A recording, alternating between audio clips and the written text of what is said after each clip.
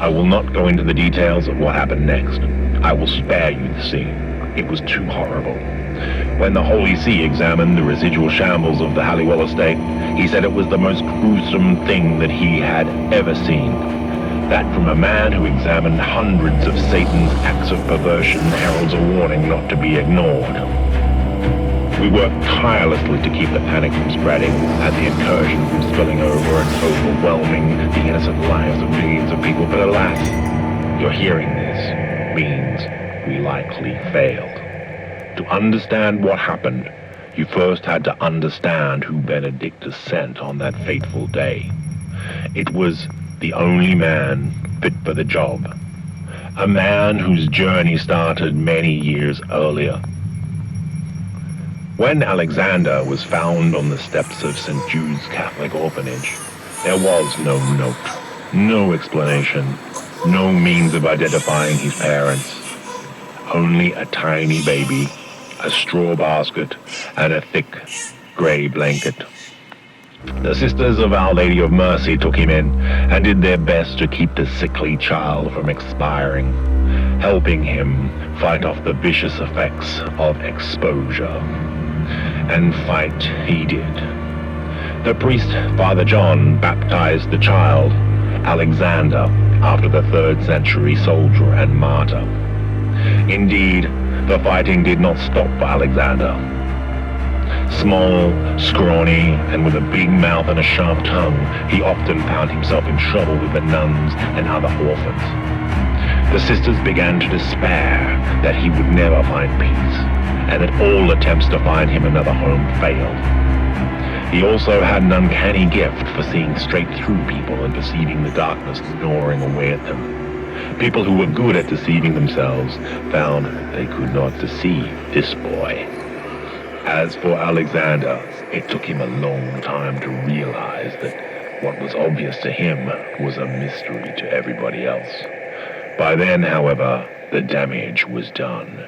He was too weird, too aloof. Soon, he was facing the prospect of having to move out of the orphanage as a teenager and finding his own way in the world.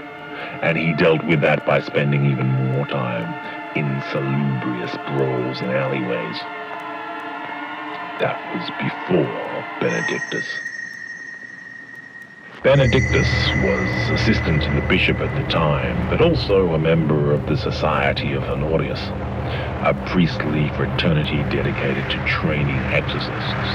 It was rumored, fighting the good fight in rather less orthodox ways.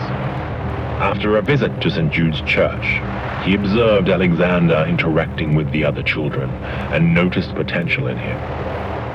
So it was that Alexander, Benedictus, and Mother Cecilia of the Holy Wounds sat down and had a little chat.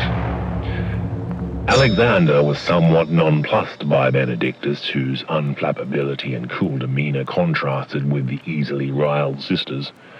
Not only that, but Benedictus was impossible to read.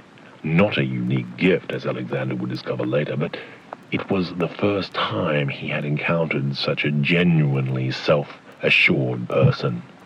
He had no witty rejoinders for Benedictus, only caution and a grudging respect. The orphanage quickly came to see Benedictus as a steadying influence on the young Alexander, especially after Benedictus intervened to rescue him from a life-threatening brawl, and in a highly unusual move, the diocese allowed Benedictus to foster the boy.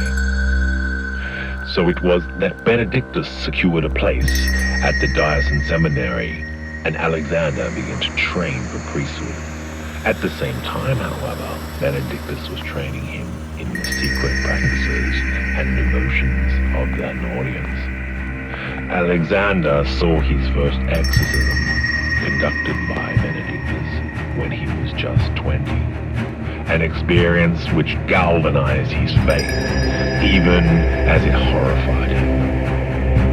After his ordination, Benedictus convinced him to join the Honorians, but although Alexander was grateful for the opportunity that Benedictus had provided him, the young priest found his mentor's method too Byzantine, rife with scheming and calculation, whereas Alexander remains convinced that if evil is to be fought, the soldiers of Christ must be willing to enter any battleground, no matter how dangerous.